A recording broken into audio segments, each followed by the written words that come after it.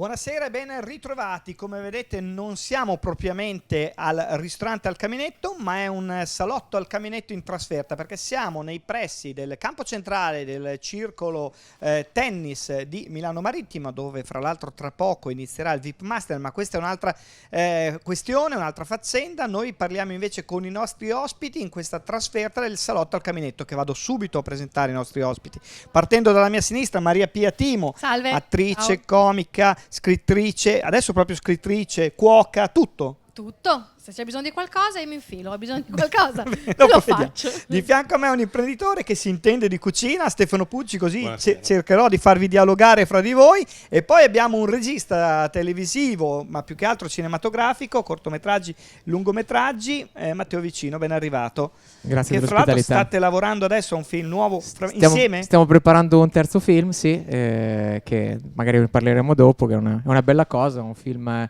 cerchiamo di rivolgersi a tutto il pubblico, però facciamolo partire dall'Emilia Romagna una volta tanto e non da Roma. Bene, speriamo che possa andare bene. Allora, Pia, te hai fatto anche cinema con un certo Pupi Avati, mi pare, no? Sì, ho fatto Avati, Federico Casini e poi ho fatto Ivanzina e basta. Ivanzina anche. Ho fatto anche Hai Ivanzina. fatto un cinepanettone, quindi. No, era più verso Pasqua. Sì. Poi, però so che, e me l'hai detto per sbaglio o per davvero, che hai lavorato anche con Salvatore ultimamente. Ho fatto uno del prossimo spot della Barilla che viene fuori adesso, penso, ma non mi dicono niente, a settembre, penso. Sì, facevo uno spot con uno dei 5 spot che fanno. Ci sono io e Pierfrancesco Favino per la regia di Salvatore. È stata una bella emozione perché... Quindi un regista può fare anche spot televisivi, chiedo a Vicino. Sì, assolutamente, anche perché poi dopo magari ha la possibilità di permettersi di fare cose un pochino più indipendenti. Però Però in quando questo chiama una caso grande Salvatore di solito è il contrario, no? Ma sì, c'è arrivato Banderas, diciamo che ha sdoganato ultimamente Barilla in questo ambito, quindi Salvatore è comunque una grande firma di prestigio, credo che sia un guadagno per tutti. E infatti Pucci giustamente ha scelto Matteo Vicino, che è di Bologna, quindi è rimasto sul territorio, diciamo. Adesso poi parleremo del film, però voglio subito ragionare sull'ultima produzione, che non è un film, un video, ma è proprio un libro. Un libro, sì. E La Vespa Teresa, ricette e storie di donne di Romagna. Se volete fare il primo piano, camera è qui. Il libro ci tengo moltissimo, ci ho messo il cuore per farlo e deriva da una trasmissione televisiva che è andata in onda su Alice, prima su Skype poi sul digitale, in cui io in Vespa, da cui il nome è Vespa Teresa, andavo a casa di signore romagnole in età, le zdore, le ultime residui, i baluardi della zoraggine romagnola, andavo da loro e mi facevo fare in casa loro un piatto e soprattutto mi facevo raccontare le loro storie, il loro vissuto. Il libro racconta le storie, le ricette, e che quelle comunque si trovano ovunque, ormai le ricette romagnole, ma non è tanto la forza del libro, non è in quello, quanto raccoglie le chiacchiere, raccoglie tutto quello che ci siamo dette con le signore in trasmissione, ma tutto quello che ci siamo dette prima, e ce ne siamo dette perché per convincere una signora di 87 anni di Lugo lì vicino a aprire la casa al pubblico, a far entrare una troupe di 9 persone, ne devi far di chiacchiere, capito? Convincere la gente come la Tonina di Ronco di Faenza, una di quelle tipiche donnine che hanno proprio la tipica zdora romagnola, la voce ce l'ha qua, no? E quando parla poi senti la voce che per la campagna si spande e ti chiama Ria Pia, sei venuto a trovare! Cioè, per convincere quelle vecchie signore lì, chiacchiere ne abbiamo fatte. Chiacchierando mi sono accorta che il patrimonio di cose che loro raccontano è meraviglioso, memorabile, perché sono cose che a distanza di 50 anni sembrano fantascienza e devono assolutamente essere salvaguardate perché sono la nostra ricchezza, perché noi deriviamo da quelle cose lì e scomparse loro, quei ricordi non ci sono più. Ricordi veramente di vita. Una cosa bellissima che mi ha detto una signora è che l'invenzione più importante dell'ultimo secolo, secondo lei, è, e io adesso che ho parlato con loro concordo, innanzitutto, più di tutti, la lavatrice. Cioè, senza la lavatrice la donna non sarebbe quello che è, perché il lavoro di lavare, raccontato da loro, è una fatica immane, capito? Una fatica, quando entravi in una casa, in una famiglia, la prima regola che ti diceva la zdora era quando si faceva il bucato, cioè ogni 15 giorni il bucato, ogni 8 giorni si gira la federa, cioè tutte cose che sentirle adesso hanno... Pensavo fosse il frigorifero il primo No, elettrodomestico, no, o no, addirittura no. la televisione, no? Il Che ha frigorifero cambiato. si poteva sopperire un pochino, si usava Emuscon, che era una specie di mobile con una retina in cui passava l'aria, si teneva in cantina e si impediva l'ingresso ai musconi, alle forme, e il pozzo, tenevano tutto in pozzo. Una signora di Granarolo di Faenza mi ha detto che quando cominciavano ad arrivare le prime riviste con la rubrica culinaria, lessero questa ricetta di semifreddo che richiedeva l'uso del frigorifero. Loro non ce l'avevano, lo misero nel pozzo, venne come venne, capito? Però era... Allora chiedo la tradizione romagnola che racconta Pia, poi magari ci legge anche qualche passaggio del suo libro, è una tradizione che conosce anche Stefano Pucci, no? Prima si parlava prima della trasmissione un'azienda che è in piedi da un po' più di 80 anni. Essendo romagnoli, chiaramente le tradizioni romagnole le conoscevo bene perché appunto l'azienda è nata nel 1932, è nata a Lugo, è ancora lì, quindi non si è mossa, pur cambiando dimensione, e chiaramente noi siamo molto orgogliosi di questo, insomma, ne facciamo anche un vanto. Ma si difende oggi- ancora quel tipo di tradizione che dice Maria Pia Timo della cucina? O adesso è cambiato tutto? Adesso i anche- sottoli in cambiato casa tutto. non li fa più nessuno, No. le mie signore li facevano. Da noi no, al sud lo Ah, fanno ancora. sì. Ecco. Tra l'altro non è una cosa buona comunque perché è sempre rischioso. I sottoli purtroppo c'è un rischio nel fare i sottoli, un rischio per la salute, perché la cottura del prodotto può generare il botulino nel caso in cui venga fatto Adesso male. è chiaro che non puoi dire Quindi- il contrario, ovvio, perché te vendi quelli che fai te, ovvio. Non potevi dire niente.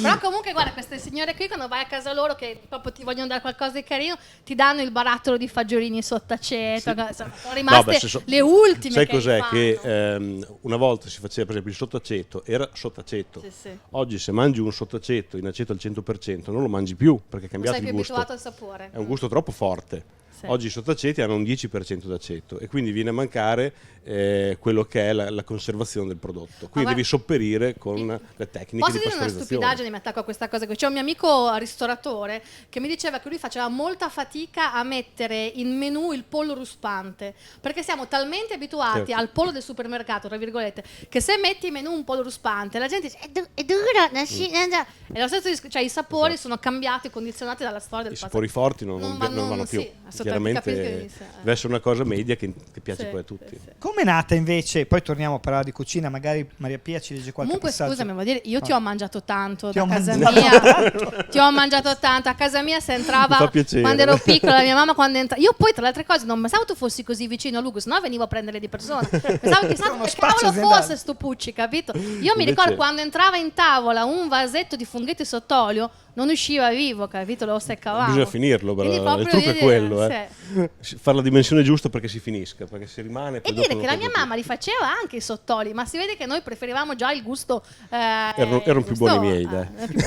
No, immagino Stefano come battuta che nessuno ti abbia mai detto ti ho mangiato tanto. È vero, È la Ti ho prima- Io ti mangiato. ho mangiato veramente tanto. Potrebbe essere un nuovo slogan, Esatto. lo spot televisivo, ti ho mangiato. Ho Soprattutto mangiato tanto, funghetti, quindi. ma anche carciofini. Sa Beh, è un tutto. Che tu mi Sì, sì, insegni vedo. una delle poche verdure che hanno un cuore e quindi va bene. Sa Esatto, il tutto. cuore di Invece caccione. com'è nata la collaborazione con Matteo Vicino? Beh, con Matteo è nata, c'era una conoscenza precedente dovuta diciamo, nell'ambiente sportivo. Eravamo tutti tifosi di una squadra che purtroppo non esiste più o Che cos'è, quasi. scusa? La Fortitudo Basket. Ah no, pensavo calcio. Esiste dicevo, ancora, no? Altri livelli. Più no? o meno, sì. E ci siamo conosciuti lì anni fa. Poi chiaramente siamo rimasti in contatto e lui qualche anno fa ha fatto un film che è andato tra l'altro, adesso ne parlerà lui, però è andato su Sky la settimana scorsa, tra l'altro, che è Young Europe, e mi ha colpito molto perché ho visto qualcosa di veramente nuovo rispetto a quello che c'è in giro, soprattutto per l'effetto che ha fatto sui giovani. Quindi da questo poi dopo ha fatto altre cose e quando i tempi sono stati maturi abbiamo pensato di a questo punto fare una collaborazione per creare un film vero e proprio che andrà sulle sale, ecco. Quindi poi, come dicevo, lascio parlare a lui di questo argomento. Ecco, io farei anche un passo indietro per parlare un attimo di Young Europe, perché è un progetto, e chiedo a Matteo Vicino, che è nato 3 anni fa, 2012. Di più, 5 anni fa 5 anni circa. fa, Sì. poi è uscito invece nel 2012, mi pare. Prima uscita cinematografica nel 2012, sì. 12. Ecco, ed è nato per volere anche, posso dire, della polizia? Sì, la polizia mi ha incontrato, mi hanno messo di fronte a una possibilità che era quella di arrestarmi oppure di farmi fare qualcosa di utile e tra l'altro Come io ha esatto. sbagliato scelta, dice. No, non riuscivano Non a aveva il trovare- microfono, non si è sentito. Non riuscivano a trovare la quadra per come parlare ai giovani, perché è impossibile, perché purtroppo un giovane deve imparare una cosa che è l'esperienza, deve impararla da solo che quando si parla di incidenti stradali, se lo vive, poi dopo ha un incidente stradale, quindi puoi sbagliare nella vita, nel lavoro, nell'amore, ma se sbagli in un incidente. E loro andavano in divisa nelle scuole, ricevevano degli insulti, tiravano le sedie. E c'è una poliziotta geniale che si chiama Elisabetta Mancini, ha pensato di coinvolgere un artista e io ho scritto una sceneggiatura, è nato un progetto europeo, siamo riusciti a tirare fuori un film e francamente io non avevo idea che il film diventasse quello che poi è diventato, tant'è che poi Sky ha deciso di metterlo in prima serata, è uscito al cinema, la polizia ne ha fatto un vanto a tal punto che l'altro giorno parlavamo della pubblicità e loro volevano scrivere realizzato da Polizia di Stato, addirittura ho detto un momento l'avete prodotto, anche se perché se poi ci sono delle critiche loro sì in effetti e quindi hanno messo, però sono talmente orgogliosi, il film è loro giustamente, non è facile perché loro sono abbastanza quadrati, Però la è un Polizia di film- Stato, non si scherza con Allora, la polizia. Young Europe, che poi è un film europeo, perché non è una cosa Sì. ambientata solo in Italia. No, sono 3 storie, non si parla di incidenti tranne gli ultimi istanti, i ragazzi vengono fregati con l'impulso di storie di giovani e poi dopo si arriva alla morale, a quel punto la lezione la ricevono perché sono talmente coinvolti nel film, e questo capita anche agli adulti, il signor Pucci l'ha visto 6 volte, Young Euro, ma oggettivamente è un grande film, io ho fatto, il mio secondo film è Outing Fidanzati per sbaglio con attori di tutto rilievo come Massimo Ghini, Nicolas Vaporidis, Giulia Michelini.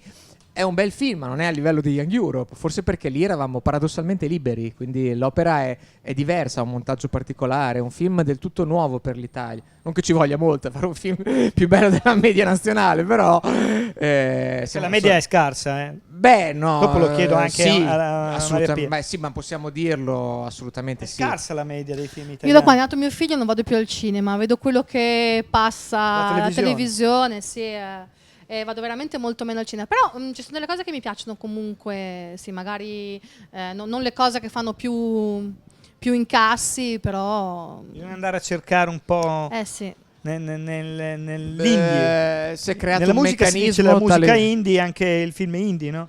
Si è Indipendente. creato un meccanismo tale per cui opere come Le mani sulla città o Indagine di un cittadino al di sopra di ogni sospetto, film più recenti, anche i primi Salvatore, così, non si fanno più perché non hanno un ritorno economico, quindi si decide di investire soltanto, come fanno le grandi etichette discografiche, sul guadagno sicuro. E il guadagno sicuro comporta attori di primo livello che però alla fine sono sempre quelli che fanno una commedia. E il nostro tentativo è di fare qualcosa ovviamente con attori di primo livello, perché andiamo a pubblicizzare un grande marchio, sia il marchio Pucci che il marchio Condiriso, però l'idea di Stefano è di fare qualcosa di coinvolgente, però anche d'autore. Non è un film pubblicitario, Stefano, cioè non c'entra niente. Assolutamente no. Ecco, Noi no, partecipiamo se no come- tagliamo qui e finiamo qui. È di quei film che quando uno c'è la scena che cucina è inquadrato un casino in mano. Beh, quello un Cioè, placement ci bello, sarà, a me ecco. piace da morire. Guardi i film italiani, la cosa bella è vedere quanto rimane inquadrato, non so, il marchio della macchina, dell'auto quando guidano, il divertente è quello. Adesso si può, è ufficiale. Bello, Una volta lo sì, facevano di nascosto, quando facevano delle sigarette. Una volta era un po' nascosto, adesso Invece basta si può. vedere, ma Se anche avete film, bisogno di Codice qualcuno da che mangia Vinci dei con la lancia. carciofini, li guardi, mangia. La lancia dell'ispettore nel Codice da Vinci, che è sempre Sì, sì, inquadrata inquadrate davanti, è sì, incredibile. sì. Oggi sì, e quindi noi di fatto saremo produttori del film, quindi al di là del placement che chiaramente ci sarà, però quello che ci interessa appunto è dare una mano in più di una semplice Però non pubblicità. volete cambiare la storia, immagino. C'è una sceneggiatura che avrà già scritto. Certo. Dopo gliela chiediamo. Non è che Non, avete cambiato, no, anzi, non ci piace questa storia. Forse è un po' in crisi perché la prima volta gli ho detto fai quello che ti pare, che penso che un produttore non gliel'abbia mai detto. No, vabbè, la storia la possiamo anche dire, è la storia di un carciofotto che decide siccome sta andando in botulino, decide di liberarsi. Sto pensando a Maria Pia Timo che in questo momento sta pensando, beh, perché non mi avete chiamato a me? No, beh, dobbiamo ancora formare il cast. Non mi sento carciofotto. No, ma perché magari c'è da abbiamo da un assaggiare. accordo che il Più film sarà- condiriso eventualmente, ma il carciofotto film sarà parte emiliano e parte romagnolo, quindi gireremo a Ferrara, no scherzo. Volevo chiudere invece il ragionamento su Young Europe, che non l'ho ancora detto. Io oggi ho cliccato su internet, è libero da diritti, uno se lo può vedere su YouTube no, io in HD. mi sono decisamente impoverito con questo film, però credo che nella vita bisogna fare una scelta. Io avevo la possibilità di fare qualcosa di estremamente commerciale nella vita, oppure di fare qualcosa che servisse veramente. La prossima volta non lo faccio, però scherzi a parte, ci sono 3.500 morti tutti gli anni in Italia, sono 11 morti al giorno, si parla spesso di morti di morte violenta, ma sono 206 in Italia, compresi quelli della mafia. E quando ti trovi a che fare con 3.500 morti, 250.000 feriti di cui nessuno parla, allora è anche un po' una missione, anche perché io ho avuto proprio degli amici che ho perso sulla Romea.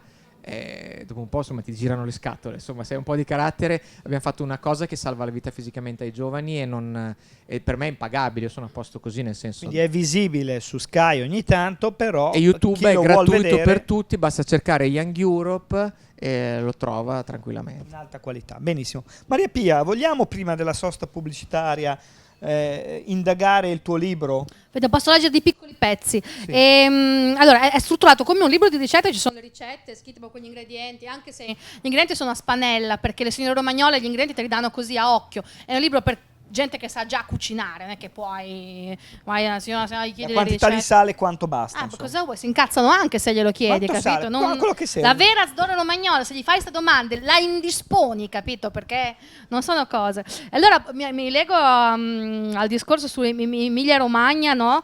È un discorso perché a parte la biografia, i cappelletti, sì, a parte la biografia delle signore con i racconti di vita vera, ci sono anche dei momenti di descrizione della regione. E allora nel pezzo di Luisa che fa i cappelletti, Luisa di San Pancrazio, il pezzo parte così: per chiarirci una volta per tutte, non è uguale. I tortellini sono i tortellini e i cappelletti sono i cappelletti. Non sono sinonimi. Non dipende dalla forma, non dipende dalle dimensioni, fino in fondo non dipende neppure dal ripieno. Semplicemente i tortellini in Romagna non esistono, non ci sono. È come andare a cercare una tigre in Africa. Non c'è. Abitano in India, ci assomiglia a un leopardo, una tigre, sono parenti se vogliamo, ma una c'ha le righe, una c'ha i pallini. Se gli dici che sono sinonimi, come minimo ti sbranano. Se vuoi i tortellini, te ne vai in Emilia, lì li fanno. Chiarissimo. Beh, c'è anche da ridere, però. Sì, sì. C'è molto da ridere. Sì, c'è molto da ridere. C'è molto da ridere a seconda dei racconti. Ci sono alcuni racconti che riguardano la vita delle signore, le usanze, i modi di vivere. Dopo, se abbiamo ancora tempo, ti leggo il matrimonio della Maria, che sentirlo adesso è molto, molto divertente. Altre no, perché chiaramente da noi è passata la guerra e a seconda di quanto ci è passata ha condizionato i ricordi e i racconti delle signore. E anche il dopoguerra è condizionato chiaramente dal passaggio bellico, con tutto quello che ne consegue, con miseria, eccetera. Quindi sono dei racconti, secondo me, molto molto divertenti. Alcuni racconti sono molto toccanti, ce ne sono alcuni che io non riesco a leggere senza piangere, quindi non li leggerò perché mi si rovina il trucco. Quindi c'è anche qualche passaggio abbastanza forte. È struggente, sì. Ci sono i racconti della Tonina che racconta di Santerno. Lei la guerra l'ha vissuta tanto, racconta l'uscita dal rifugio dopo l'ultimo bombardamento e ricorda soprattutto il ritorno del padre dopo 8 anni di guerra. Lei aveva 18 mesi quando il padre andò via, sua sorella non era ancora nata, era nel grembo di sua madre. E racconti bellissimi, anche perché loro sono 2 bambine che sono nate prima della guerra e dicono: non siamo mai diventate donne, non siamo mai state bambine, subito diventate donne, perché tutto quello che loro chiedevano: quando torna babbo, quando torna babbo, quando torna babbo, quando torna babbo è tornato dopo 8 anni e... Quanto lavoro c'è stato dietro tantissimo. La trasmissione che è durata 3 anni? La trasmissione è stata 2 cicli a distanza di 4 anni l'una dall'altra, 46 puntate, 46 signore, 46 storie. Vuol dire che 46 storie che non sono 46 ricette, perché tipo non so, a casa della Marisa di Prada mi ha fatto il pollo arrosto, le patate fritte nello strutto e il frizzaglio, quindi sono 3 ricette. Mentre faceva queste chiacchierava, spennava un pollo, sgridava il marito, cioè tutta vita mescolata ai racconti. È vera la storia dei tortellini? Chiedo a un bolognese. Sì, tra l'altro io ho un sogno che ho condiviso con Stefano un giorno, come Gomorra, fare uno straordinario serial tipo Romeo e Giulietta della guerra tra un emiliano e una romagnola, magari maschio e femmina giovani, perché ci sono infiniti motivi per andare d'accordo e per litigare. I passatelli di chi sono romagnoli, questo lo ammetto. I tortellini, dov'è Ferrara? Perché lui dice che è in Emilia, io dico che è in Romagna, cerco di sbolognarvela. Però l'Emilia e la Romagna sono due realtà diverse, con caratteri diversi, con personalità diverse. Stefano? C'è il famoso detto che dici: per sapere il confine tu giri le campagne, finché ti offrono del vino sei in Romagna, quando arrivi in Emilia ti danno dell'acqua. Cioè, questo è un classico. Era questa cosa, conferma. Adesso al limite birra, ma vino no. Però anche l'emiliano adesso non maltrattiamolo, è gentile, è ospitale. Chiaramente è bella questo sfottò, perché fa parte un po' delle cose simpatiche. È chiaro che siamo simili con le piccole differenze, d'altronde siamo differenti anche fra Ravenna e Forlì, siamo differenti fra Lugo e Ravenna, fra Lugo e centro Lugo e fuori Lugo. Guardavo oggi tra l'altro un monologo di Marescotti su questa cosa qua, che fa un monologo stupendo, che dice che vuol fare il referendum appunto per capire la Romagna, poi pian piano comincia a escludere: no, gli Imolesi no, i Fantini no, alla fine rimane lui come unico vero romagnolo. Io comunque nel libro c'è il segnale, subito dopo la Luisa, il segnale per distinguere dove è Emilia e dove è Romagna, lungo la via Emilia. Secondo me proprio il discrimine è la palla di Pantani. La biglia di Pantani, dalla biglia verso Rimini a Romagna, dalla biglia verso la in autostrada, in però, autostrada. presso la Mercatone, no? Sì, quella è il discrimine, cioè la biglia di Pantani. Chiunque passi sulla 14, voi quando vedete la biglia sapete, quello per me è il discrimine ufficiale. L'hanno messa lì, mica cazzo, proprio perché è il è quello. Dobbiamo tagliare questa parte qui, no? Adesso, a parte le battute, andiamo in pubblicità. Torniamo subito in questa trasferta incredibile del salotto al caminetto. Siamo al Circolo Tennis di Milano Marittima, stiamo registrando proprio poco prima del VIP Master, e in questa grandissima occasione di avere questi 3 ospiti che rimarranno con noi anche nella seconda parte. A tra poco.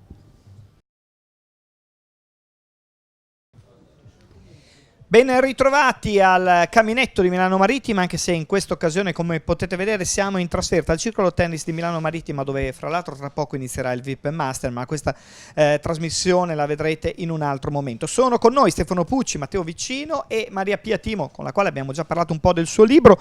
Può nascere da questo libro anche un nuovo personaggio dei tuoi, dopo Wanda, la Tata, personaggio di cabaret no. E volevo far nascere uno spettacolo teatrale in tutto e per tutto, dove c'è il divertente e lo strano, il folclorico e l'emozionante di certi racconti, di certe cose. Alcune cose, quantomeno sotto forma di reading, si potranno già vedere il 5 e il 12 agosto a Faenza, in Piazza della Molinella, in uno spettacolo che facciamo assieme a tanti ospiti, assieme a Metallurgica Viganò. Si chiama Osteria Viganò, il controespo della risata. Il tema è il cibo, per fare degli spettacoli in un contesto. Ci sarà Cristiano Cavina, Eraldo Baldini, vari altri comici, anche Vito, e lì ci saranno dei momenti anche dedicati alle zdore. Forse avremo anche ospite qualche zdora dal vivo. E quello 5-12 agosto, Piazza della Molinella, Faenza. Quindi diciamo che queste sono le puntate di prova, le puntate 0 e 1. Questa è una sorta di varietà. Dopo io ho in mente di fare proprio uno spettacolo teatrale proprio da sola, solo su questo tema, perché ce n'è un mondo proprio di... C'è qualche personaggio invece che ti può ispirare, un nuovo personaggio della risata o no? No, perché sono tutte bellissime, ma ogni cosa che loro dicono faceva ridere. Ad esempio, una cosa divertente del libro della trasmissione era che queste signore di 87 anni anche venivano truccate dalla truccatrice per andare in onda, chiaramente, e alcune di queste, mi ricordo la Iole di Spazzate Sassatelli, lei disse che non si era mai truccata nella sua vita. Il giorno che mi sono sposata, mi disse, mi sono lavata la faccia con l'acqua da bucato, capito, per dirti. E la cosa bella è che poi quando si vedevano truccate belle finalmente da una professionista, i mariti facevano i compiti, i mariti facevano Giannino, capito, così.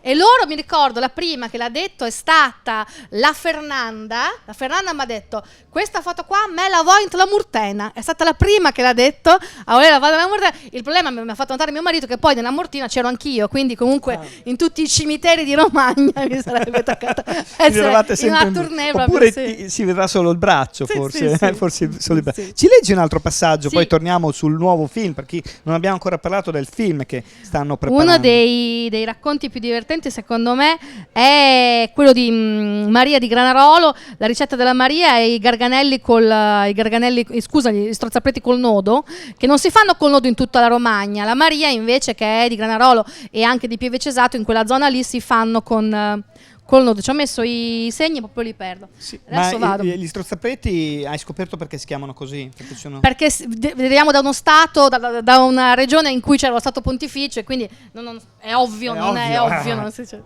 Allora, mescola la farina bianca sul tagliere di legno chiaro con l'acqua tiepida, l'uovo e il sale, prima con la forchetta, poi con le mani precise, che lo sanno loro come si deve fare. Impasta e racconta: si è sposata un mercoledì di agosto di tanto tempo fa.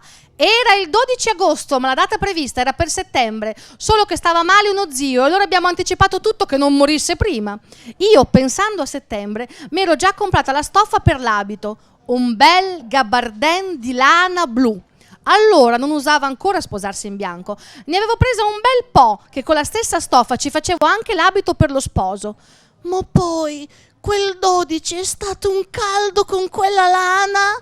Proprio quel giorno il parroco aveva la gita parrocchiale e allora dovette venire il parroco di un'altra chiesa, non ci sposò mica il cappellano. Ci ho tenuto che allora ti sposava il cappellano solo se eri incinta e io ero illibata. Alla cerimonia nuziale ci andammo in macchina, allora era una rarità, ma al nostro matrimonio di macchina ce n'erano 10, tutte prese a nolo, e ci doveva essere anche il fotografo, ma finì con la motoretta in un fosso e non arrivò mai, non c'ho neanche una foto.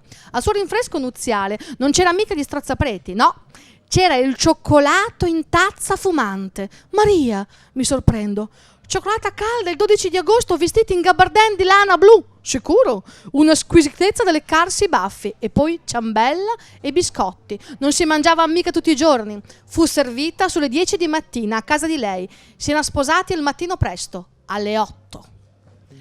Presto alle 8. Se fai il paragone con i matrimoni di adesso è veramente come andare a guardare Guerre Stellari, cioè un altro. E poi c'era un'altra la prospettiva. colazione. Sì, La sì. colazione. Sì, facevi il rinfresco. Dopo nella storia lei racconta che loro alle 10 fanno questo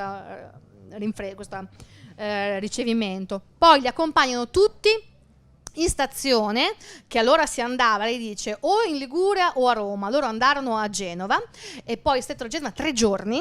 Il mercoledì e giovedì tornarono praticamente il sabato. Il sabato avevano svuotato il casone degli attrezzi imbiancato ed era venuta la cuoca, perché una volta c'erano le cuoche che andavano in casa e aveva preparato da mangiare, cucinava dal giovedì, lei dice.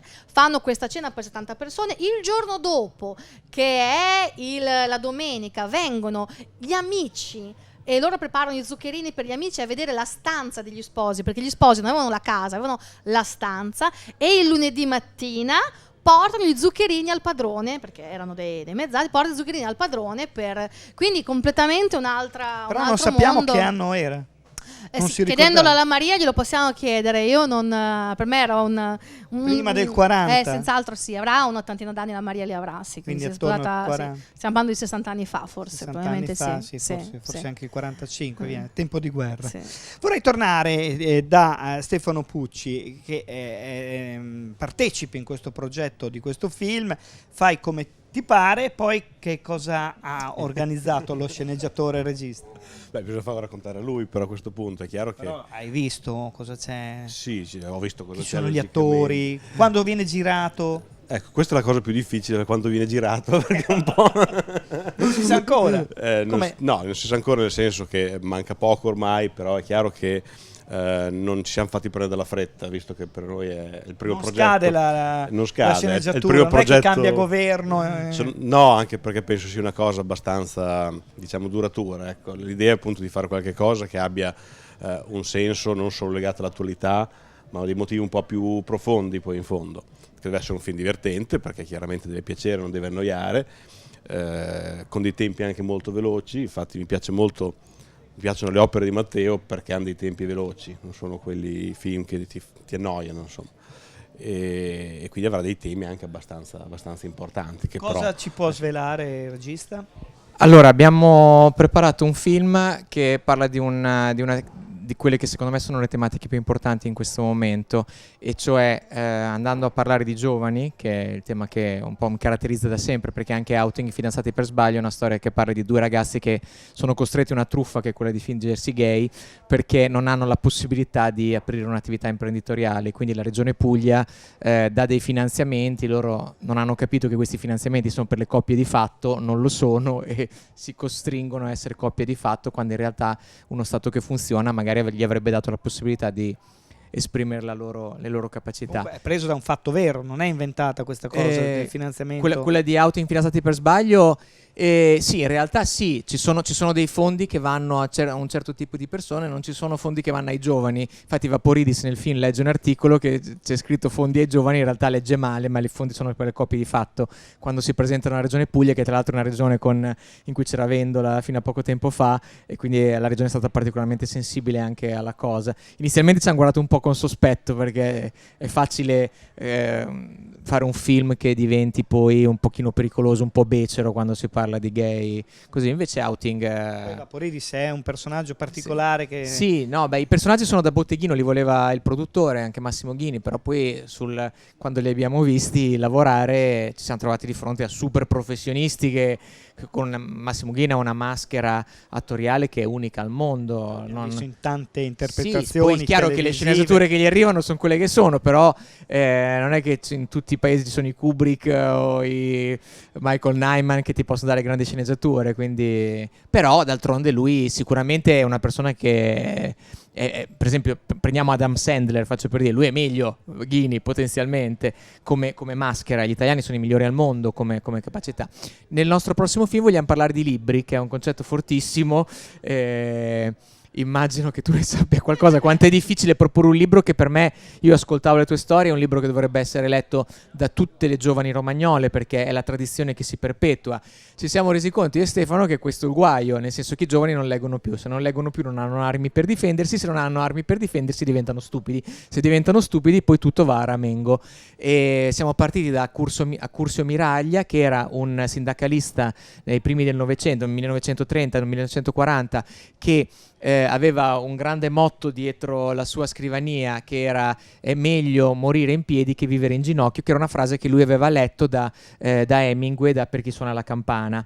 E lui andava dai contadini a dire che c'era una legge che era quella che permetteva ai contadini di potersi prendere la terra dei nobili se solo sapevano leggere e scrivere, quindi potevano firmare questo atto, e quindi faceva un'attività divulgativa, gli insegnava a leggere, gli insegnava a scrivere, e ovviamente è stato ammazzato dalla mafia. Quindi partendo da questo personaggio vogliamo parlare di scuola, quindi andare dentro una scuola con un attore professionista di cui non possiamo ancora svelare il nome, e altri attori di contorno, quindi perché no, ogni possibilità è aperta, e proveremo a fare un film che però, come io ho la tecnica Luisa finisce presto, comincia presto e non pulisce il water, che era uno spot che c'era quando ero bambino io. Non bisogna rompere le scatole alla gente, perché un film è uno spettacolo, non è un'inquadratura su Roma di 47 minuti con 2 storie che passano senza fare riferimenti a film realmente esistenti, per amor di Dio. Quindi la gente deve... Magari hanno vinto anche qualcosa. Magari hanno vinto anche qualcosa, ma solo perché sono distribuiti da poteri molto grossi. Però è uno spettacolo il cinema, è nato come un treno che andava contro la gente dei fratelli Lumière, e poi Méliès l'ha portato a essere l'uomo sulla luna, eccetera, eccetera. Quindi la gente quando va a vedere un film deve vedere uno spettacolo, però bisogna anche poi alla fine dargli un piccolo messaggio. Il nostro messaggio è: se non si ritorna a leggere, si chiude la cultura, si chiude la tradizione, si chiude la civiltà. Quanto conterà il cast in questo film o la storia? Ma secondo me conta di più la storia, però, perché la gente vuole andare a vedere storie. Io credo molto anche nel passaparola. È chiaro che una multinazionale potente come Condiriso ci darà i mezzi per... E invece quel discorso faccio presto, pulisco presto, quando si inizia a girare e quando lo vedremo sto film? Come si intitolerà? Nel 2016 il titolo provvisorio 1 è Vanity, il secondo è I Love Italy. Siamo ancora indecisi sul titolo, però sicuramente nel 2016. 2016 sì, però è lungo, sì, però bisogna vedere anche quando uscire, perché adesso la distribuzione è cambiata completamente. Sì, Una adesso volta c'è mio anche papà faceva il l'estate. distributore ottobre, maggio, se no sei Tanto. fuori. Ma Adesso maggio escono- inteso Pasqua poi. Pasqua, subito dopo Pasqua. Poi mia madre ha sempre fatto la cassiera al cinema e questa è la tradizione. Anche quando è uscito Outing, il mio produttore sbagliò miseramente la data di uscita, è uscito a Pasqua perché voleva fare il fenomeno, e invece a Pasqua ha fatto fatica Outing perché c'erano tanti film. Invece mia madre ha sempre consigliato: si esce subito dopo Natale e subito dopo Pasqua perché così lo sgrosso è andato e chi vuole andare al cinema ci va, che sei ancora in scia. Sentiamo se Maria Pia Timo è d'accordo. Lei Sì, non va sì. più al cinema da quando è nato il figlio. Non vado più al cinema, mi costa troppo, cioè devo pagare i biglietti, pagare la babysitter, cioè è troppo, veramente troppo. Non si Adesso può. tra un po' però il bambino vorrà andare al cinema, quindi... Non vedo l'ora, cioè non vedo l'ora di È che poter però- vedere i film con lui, non vedo l'ora. Prima ci sono i film, quelli dei Ne esce palloncini. uno bellissimo della Pixar, Inside Out, hai visto i trailers? Bellissimo, non vedo l'ora, non vedo l'ora, non vedo l'ora. Vedo l'ora, bellissimo. Io adoro tutti i cartoni animati. Senti, ma tu che hai fatto e fai ancora tantissimo teatro, spettacolo, cabaret, Zelig e anche cinema, cos'è che ti dà più soddisfazione o ti ha dato più soddisfazione? Sempre le cose dal vivo, cioè io la televisione... Zelig che è molto finto, No, anche Zelig, se c'è il Zelig pubblico. purtroppo è vero, cioè purtroppo, per fortuna. Zelig è vero. Altre cose tipo che ho fatto in televisione, tipo non so, Bulldozer, Tintoria, il pubblico è un pubblico che viene lì invitato e quindi Zelig il pubblico paga il biglietto. Ah, E paghi il biglietto e tu fai uno spettacolo come essere dal vivo, e quindi Zelig da quel punto di vista non è assolutamente castrante, cioè quello che vedi. Però sono pochi minuti dove si Sono decide pochi minuti, poco. sì, sì, però il pubblico è vero, quindi te la devi giocare con un pubblico vero che può anche non ridere, perché cioè, se ha pagato, se gli fai ridere ride, se no no, quindi invece sai quando fai quelle altre trasmissioni dove il pubblico è chiamato, che arrivano con Ridono gli autobus, comunque. è irrilevante, se non ridono gli mettono risate finte, non è un altro tipo di rapporto. In generale comunque mi piace avere il pubblico, mi sono divertita molto a fare il film di Avati, Avati mi ha offerto un ruolo bellissimo. Per me è uno dei film più belli femminili dei suoi film, perché di solito sono film molto maschili, lui è molto, secondo me, misogino.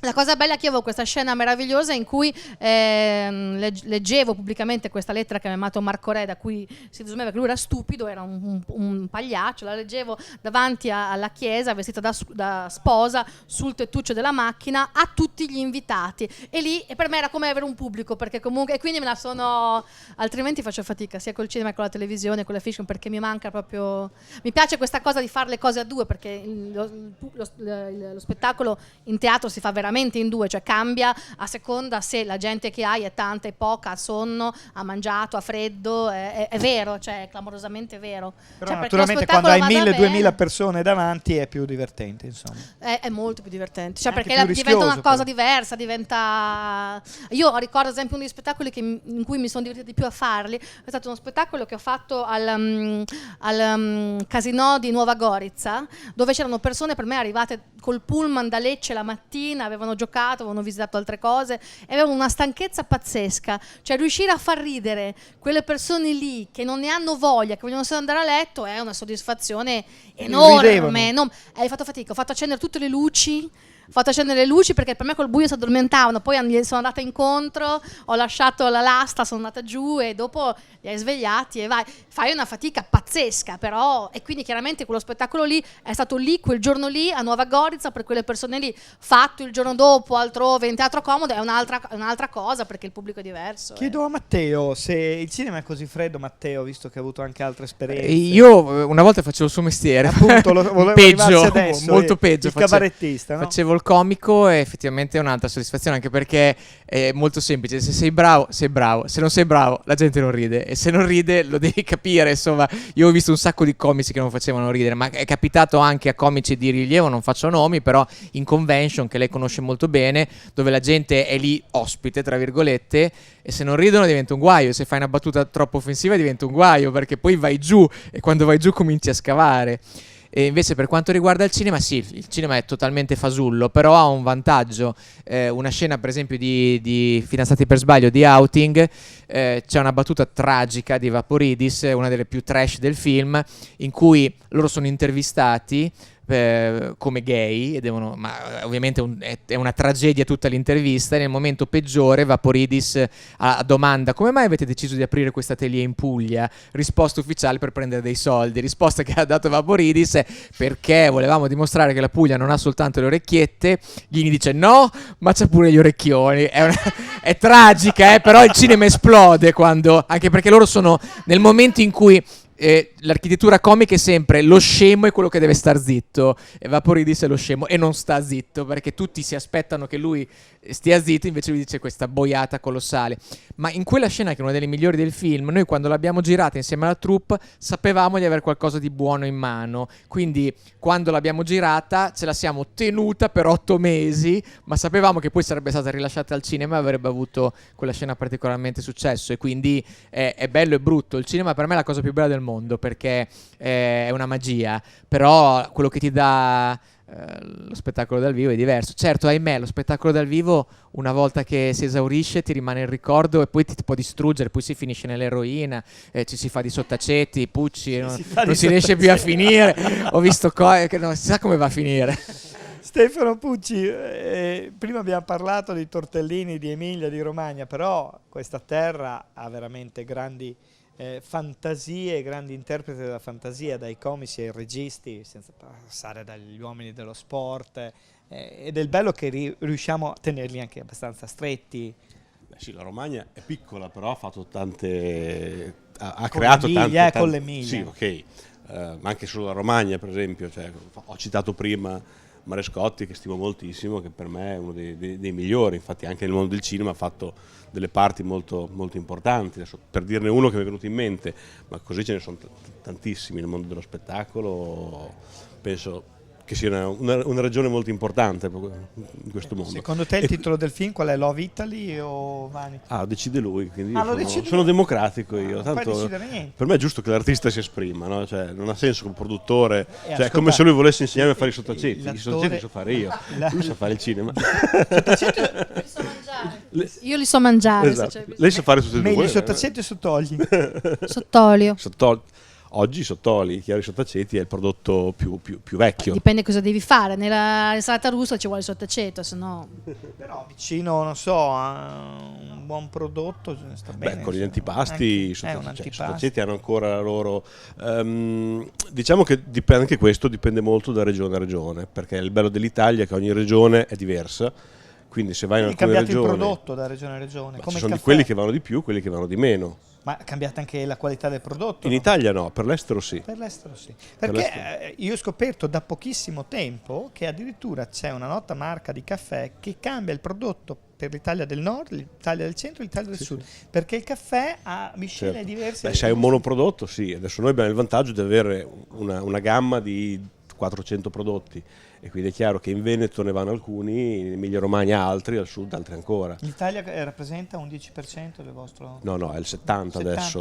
Da Però quando abbiamo aumentato molto all'estero. Allora, come Pucci eravamo al 50%, era 50 Italia, 50 estero. Sapevo. Poi un paio d'anni fa abbiamo acquisito i marchi Berni e Louis Frère, quindi chiaramente il condiriso, che è leader in Italia, ha pesato molto. Oggi siamo 70 Italia, 30 estero. Quindi... E tira ancora la buona tavola? Tira, perché devo dire il condiriso per noi è un esempio di qualità, cioè è il prodotto che in questo momento abbiamo fatto analisi comparative nei nostri laboratori, abbiamo visto che confrontando la concorrenza è quello che ha la selezione migliore a livello qualitativo. Ma questo però lo dici tu, lo dico io. Faccio dire allora, facciamo dire a Maria Piatimo, quanti prodotti hai assaggiato? No, io mi proprio ricordo come fosse ieri, ricordo funghetti e carciofini, casa di mia mamma, dopo casa mia tutta una dieta, lascia stare. E poi ricordo questo un vaso enorme di una giardiniera sott'olio gigantesca con un coperchio prima di plastica, te lo ricordi? Sì. Ma una roba giù di te, sott'olio, capito? Ricordo Però che li hai comparati con altre marche? non mangio più niente, capisci che devo stare a dieta? Sei a dieta, perché? Perché ingrassi, a mangiare queste robe qui che fa lui si ingrassa, capisci? Bene, finalmente Non tutte. Alcune sì, alcune no. Alcune sì l'ha ammesso. Beh, alcune cose per essere quello che è buono ingrassa alla fine. Quello che È chiaro che oggi in tutta la cucina. si deve essere vicino ai consumatori, quindi abbiamo fatto delle linee che sono Per esempio, i praticamente- dolci del caminetto. I Dolci, come fai a dirti Come no fai a quando dirti no? passa il carretto dei dolci del Esatto. caminetto? Visto che siamo qua, ecco. Esatto, ne approfittiamo. No, per esempio abbiamo fatto una linea che si chiama i cotti a vapore, che di fatto un vasetto ha 10 calorie. Abbiamo una linea col marchio Louis Frère francese con le senape. La senape non ha calorie, quindi è consigliata anche in tutte le varie diete. Sì, ma se vado da un concorrente, mi puoi dire un concorrente a caso? Non lo diciamo. Saclà? No. Da un concorrente Saclà. Diciamo Saclà, Ecco, va bene. c'è il rischio che mi dica no, ma abbiamo comparato lo stesso prodotto, lo stesso carciofino, la qualità è più buona della nostra. Beh, se la qualità è sempre Dipende dal laboratorio che lo controlla. Beh, di solito si fanno senza al buio, nel senso che senza sapere chi, quando fai le analisi, spesso va anche da laboratori esterni a fare questi test, non li fa Quindi internamente. li avete fatti per vostra curiosità? Sì, abbiamo fatto per curiosità, per capire anche la selezione delle materie prime e soprattutto, come stavo dicendo, è il prodotto che sul mercato è il più caro, ma è quello che viene venduto di più. Quindi, Quelli del cotto a vapore? no, il condiriso. Il condiriso, Il cotto a vapore unico ce l'abbiamo negli ortaggi, li abbiamo solo noi, esistono nei legumi, ma negli ortaggi siamo gli unici a farli. E come dicevo, il condiriso. Ma il condiriso è una tradizione italiana o anche estera? In questo momento è solo italiana. Solo italiana. C'è qualcosa in Francia, la chiamano l'insalata nizzarda, che è una specie molto più limitato come assortimento prodotti e più che altro con dei wuster col formaggio. Ma pensate che solo è italiano. una cosa fresca e va bene per l'estate. Ma nelle ricette delle Asdore c'era una cosa simile al condiriso, una ricetta facile estiva?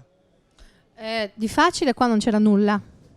Perché al di là del fatto che usavano quello che funzionava sempre, tipo vabbè lascia stare l'estate in cui si mangiava la piadina laddove c'era, ho scoperto che soprattutto nella zona del Forlivese la piadina la faceva da padrone e dove si cuoceva, io non lo sapevo, si cuoceva sulla lastra, sulle pietre del fiume, cioè l'usanza era proprio cercare, ogni signora aveva la sua, lo sapevate voi, io adesso non sono anziana come voi, sono molto più giovane, però anch'io non lo sapevo, cioè ogni signora andava al fiume a cercarsi la sua lastra liscia, poi questa lastra liscia veniva messa sulla stufa e sulla stufa si cuoceva, sulla lastra liscia si cuoceva la piadina. Cottura a pietra praticamente. Bravissimo, si faceva, io non lo sapevo, ho scoperto da un'altra signora mi ricordo sempre la Parino Forlivese che per le cotture lente c'era anche un fornello che era un blocco di sasso che veniva scavato, ci si metteva la brace sopra, c'era un interstizio sotto dove si faceva vento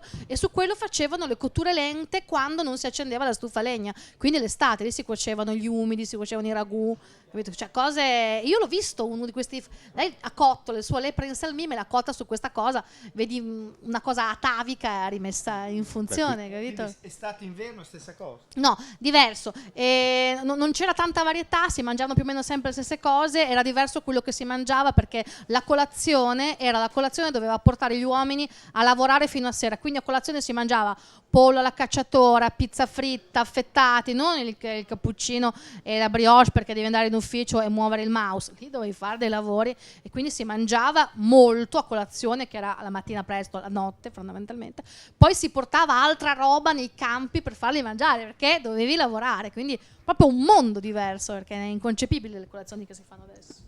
Quindi niente condiriso all'ora e niente condiriso all'estero.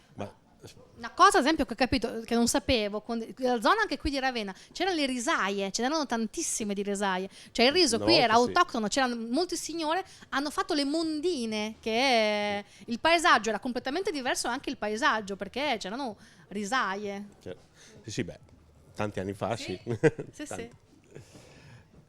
Volevo sentire da Matteo Vicino un mio tarlo nel mondo del cinema, è che anche in questi giorni guardavo su Facebook, è uscito Terminator Genesis e naturalmente tutti a vedere Terminator Genesis come Guerre Stellari numero 12. Gli americani sono più avanti, che riescono a martellarci. Noi di serie così al cinema ne abbiamo fatte poche, forse Amici miei, stiamo parlando di un cult e poco altro, ecco. Il vizietto, mi suggerisce Maria Pia Timo. Parlare degli Stati Uniti cinematograficamente è un po' complesso. Diciamo che loro sono stati i primi a capire che il cinema era un'industria, e questo è un colpo di genio. Cinecittà, Perché c'è anche sì, però loro adesso fa però fatica. era come dire, Cinecittà ha capito dopo che, perché noi avevamo ladri di biciclette, i francesi avevano un altro tipo di cinema sempre molto autoriale, loro hanno detto no, qua budget, suono, eccetera eccetera, e quindi lo facciamo diventare un'industria, quindi essendo un'industria ha prodotti che sono seriali, tra virgolette. Però Dustin Hoffman ha detto una cosa bellissima proprio l'altro giorno, ha detto abbiamo il peggior cinema di sempre, la miglior televisione di sempre negli Stati Uniti. In Italia possiamo dire abbiamo la peggior televisione di sempre, il peggior cinema di sempre, perché in questo momento c'è veramente una golden age della televisione. House of Cards, Breaking Bad, True Detective, ci sono dei serial pazzeschi che hanno completa libertà, di produttori illuminati, quindi ben venga. Tra l'altro anche noi cercheremo di convincere il pubblico ad andare a vedere il nostro film, non so se lo posso dire perché era un mezzo segreto, però abbiamo Stefano lancerà contemporaneamente al film un nuovo prodotto, e proprio mentre ci sarà la proiezione del film ci saranno questi funghetti che però sono funghetti allucinogeni, e così il film piace per forza. Era una trappola, era uno scherzo. Non puoi prenderlo seriamente. Infatti dicevo, dove sta arrivando a questo punto? No, siamo in chiusura. Quello che non arriveremo mai al cinema americano. Quello che No, devo è impossibile. capire. L'Italia è un paese dove i Mentre- soldi si rubano, allora, non le si fanno. fiction italiane hanno un futuro invece. Le Le? fiction italiane. No, non c'è Però quelle c'è speranza. un po' di mercato. Non c'è Ci speranza sono per tutte questo quelle serie paese. strane, non- Il segreto, Il bosco, Ma La no, notte, no, la ma inf- Carabinieri ma- 19. Ma infatti perché dovrebbero rimanere fuori città, invece finiscono per... Su questo non sono d'accordo, cioè purtroppo le sappiamo fare anche noi, ma si vede che ci sono state delle cose belle. Boris, bellissima, una serie italiana, romanzo criminale anche molto molto bella. Sì. E poi si fanno Per queste Sky, cose- non è una televisione per Sky, italiana. esatto. Sì, Si fanno queste cose bellissime e poi tutta una serie di cose No, ma orrende. tra l'altro Quindi, Boris non se- è mainstream, però Boris se lo chiedi alla non Sdaura, lo conoscono nessuno, non lo conosce nessuno, però quindi Boris se è un è caso. fatta in Italia, è scritta in Italia, recitata da attori italiani, vuol dire che si possono fare anche No, da ma noi queste italiani è il cose. popolo più non si geniale al capisce mondo, per però quale non- motivo poi non si faccia in realtà. Quindi sono d'accordo con lui. Si potrebbero fare anche in Italia, perché non si fanno? Questa è un'altra domanda. No, ma però si non- potrebbe riuscire a farlo in Italia. Ce n'è la prova, Lasciamo però poi stare. c'è qualcosa che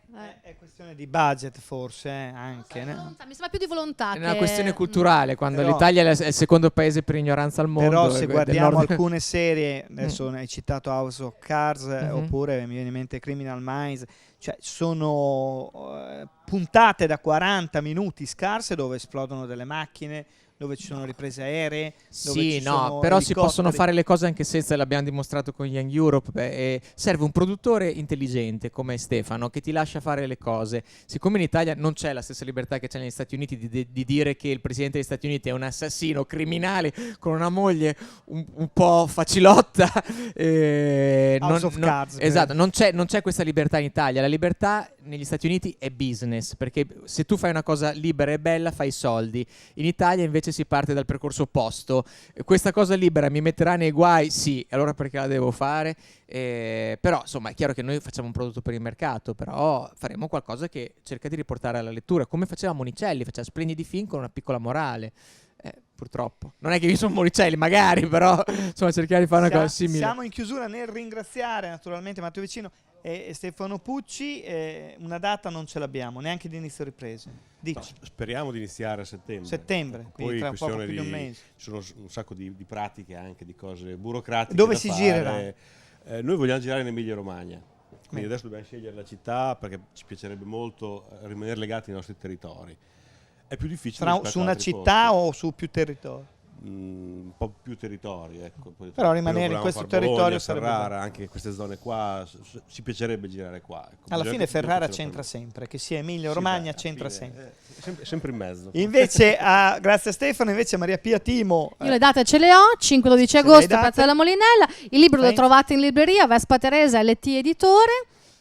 Ci tengo tantissimo perché ci ho messo il cuore tutto, penso che leggendolo si vede, e soprattutto perché è un omaggio alle donne che si sono aperte e mi hanno detto il loro cuore, la loro casa, In i loro TV quando ti racconti. rivediamo?